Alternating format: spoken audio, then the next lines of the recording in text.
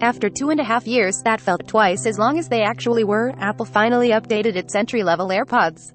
The only problem? A lot can happen in 2.5 years. Apple's third-generation AirPods occupy a strange space in a market now brimming with affordable and high-quality wireless earbuds. At $179 United States dollars, they don't offer any form of noise cancellation whatsoever, something that's become standard in many other earbuds in this price range. But an attractive physical redesign, mixed with typically excellent sound quality and some neat though entirely unnecessary spatial audio features, make these new AirPods tough to dismiss. It's just a matter of what you personally value in a device that'll run you almost $200 United States dollars. And how loyal you are to Apple products in general.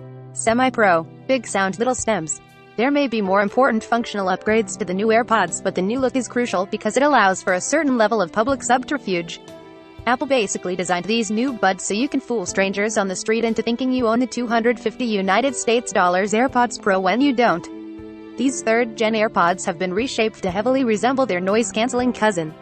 They now feature a significantly shortened stem which juts out of an egg-shaped earpiece with enough curvature that the stems are pointed slightly forward when placed in the ear properly. Apple also transferred the force sensor that adorned the AirPods Pro's stems to these new AirPods, meaning you squeeze the stems to control playback, i.e. once to play, pause twice to skip ahead, etc., instead of tapping the earpiece. That might be my favorite physical alteration overall because it was far too easy to accidentally skip songs while readjusting the old AirPods. Now, it's impossible to do that without some intent behind it. Magnificent. The biggest difference between the third-gen AirPods and the Pro is the lack of a silicone ear tip. Apple instead opted for the open speaker grill from the non-Pro models. This, along with the lack of ANC, more on that in a bit, means a great deal of ambient outside noise will bleed in while listening to anything. Unless you feel like turning the volume up high enough to cause permanent hearing damage. I know not everyone likes ear tips, but as someone who enjoys actually hearing the things he uses earbuds for, this aspect of the new AirPods gets a major thumbs down. That said, I did feel that these AirPods were noticeably more comfortable than the previous model. I was able to wear them for hours at a time without remembering they were there, and more importantly, I rarely felt the need to adjust them so they wouldn't fall out. That was a big sticking point for me with the 2019 AirPods, and it's been fixed here. But still, a silicone ear tip would virtually guarantee that they wouldn't fall out. The case isn't anything special. Apple dipped back into the AirPods Pro design well for the charging case, too, as this version of it is more or less identical to the one that shipped with the Pro 2 years ago. It's Qi and MagSafe compatible for wireless charging enthusiasts. However, people like me who prefer the speed of wired charging have to deal with one minor inconvenience: a lightning port. Yes, Apple is still stubbornly sticking to that proprietary charging solution for the AirPods case, despite almost every other wireless earbud case out there using USB-C instead. Is this a life-ruining problem? Not really. Much like anyone else who would even consider getting AirPods, I have an iPhone, so it's not like I am lacking in lightning cables around the house. But it'd be a hell of a lot more convenient if Apple would adopt the nearly universal charging standard used by almost every other device. Again, not a huge deal, but disappointing nonetheless. As it relates to charging, Apple's buffed the battery life of the new AirPods. They're now rated for 6 hours of listening time on a full charge as opposed to the 5 hours you'd get on the 2019 model. That's consistent with my experiences over the course of a week or so of testing. It's not a massive upgrade though, and that number might deteriorate with heavy use over time. Boot to the lightning port. One last physical change from the second-gen AirPods is the addition of an IPX4 waterproof rating for both the buds and the charging case. That means they'll survive being splashed with water, but not being fully submerged. Overall, the design changes Apple's made to the third-gen AirPods feel necessary. The long-stemmed look of past AirPods was starting to seem increasingly silly in a world where no other wireless earbuds had them, and the recent inclusion of a force sensor on the stub ear stems is far superior to the old way of controlling playback. That said, there are a couple of areas where Apple could have made key improvements, such as the inclusion of ear tips or USB-C charging. Nice but not enough to justify an upgrade also applies to the audio enhancements in the new AirPods. Spaced out. It almost doesn't need to be said, but let's get it out of the way. The new AirPods audio quality is largely outstanding. For any other complaints I've had about AirPods over the years, Apple has always delivered when it comes to making all your favorite gems hit your eardrums just right.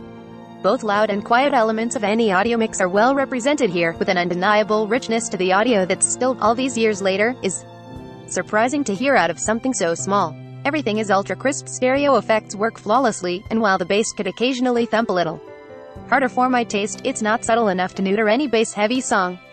As for big-time audio upgrades, Apple has now added in support for spatial audio with head tracking.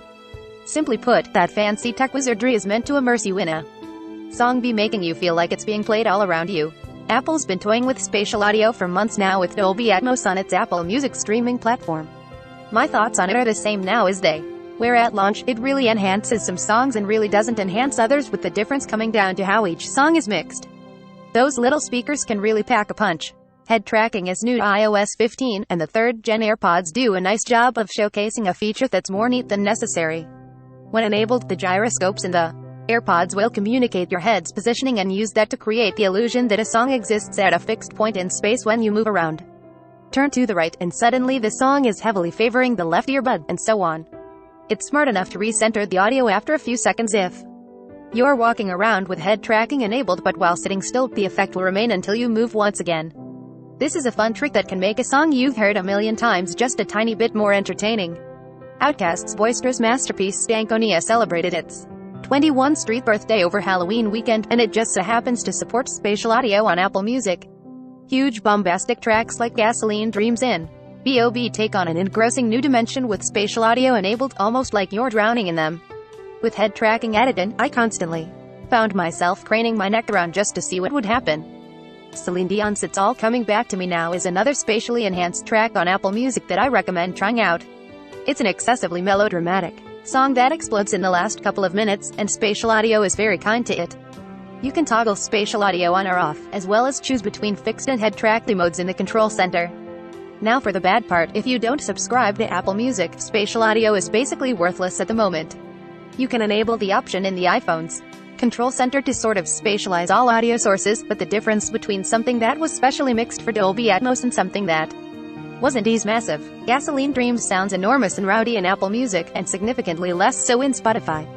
I'd actually recommend turning off spatial audio if you're a Spotify user like me, because those tracks just weren't meant to be listened to that way and can sound less impactful when it's turned on. I can't criticize Apple for being the first to heavily incorporate spatial audio into its own music service, but its impact is a selling point for the new AirPods sees lessen because of how limited it is right now.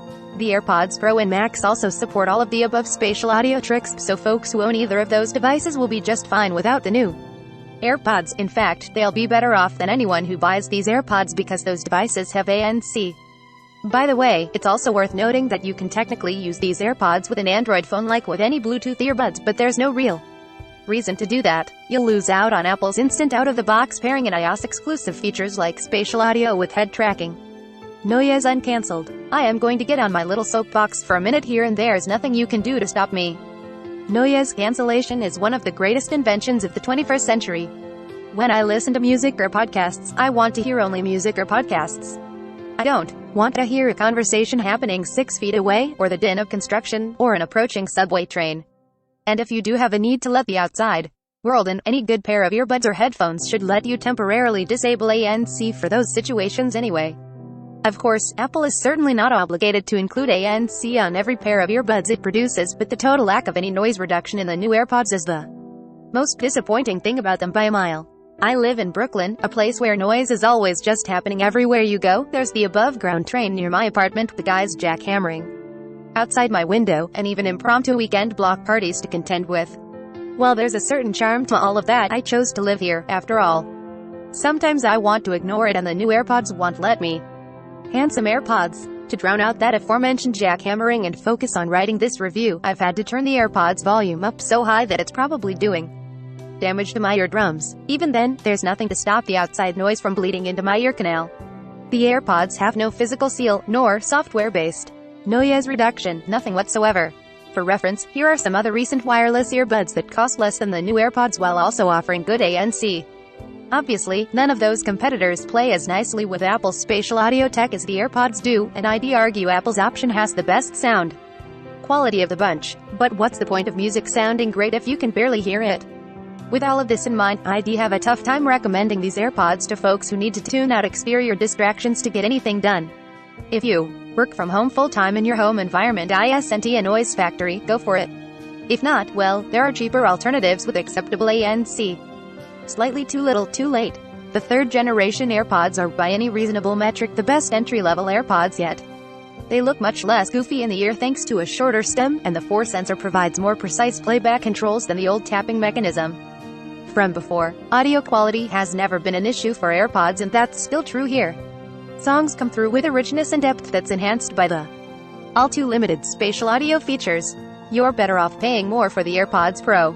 Despite every enhancement Apple has made to the newest AirPods, they're still held back from being truly competitive thanks to a high cost and some baffling design limitations. Sure, they look and sound better, last longer, and grant access to the coolest Apple Music feature, but for $70 United States dollars more you can get an even better pair of AirPods with quality ANC.